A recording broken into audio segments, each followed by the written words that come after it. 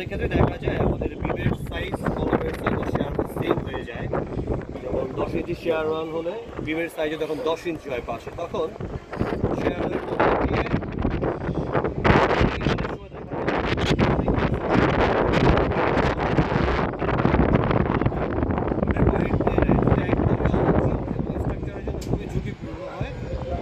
তখন এটা করা উচিত। সেক্ষেত্রে কী করতে হয়, যদি আমাদের কলমের সাইজ বিমের সাইজ সেম হয়ে যায়, যেমন আমাদের এখানে শেয়ারের এই চুরির সাইজ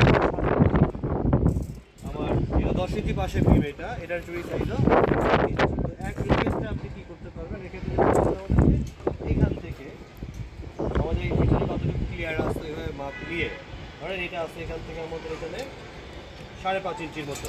তো একটা 5.5 ইঞ্চি, একটা হবে এই 6 ইঞ্চি, আর একটা 6.5, এরপরে হচ্ছে 7 ইঞ্চি। তখন দেখা যাবে কি কথা শুনে এই যে অনেক সময় দেখা যায় যদি আমি সেম চুরি রাখি যে আমার এটাও 7, এইদিকে এগুলো 7, তখন যেটা হয়, তখন দেখা যায় চুরির সাথে কলমের এই চুরির সাথে বিমের রডের গ্যাপ থেকে যায়, যেটা শেয়ারের জন্য খুব ঝুঁকিপূর্ণ হয়।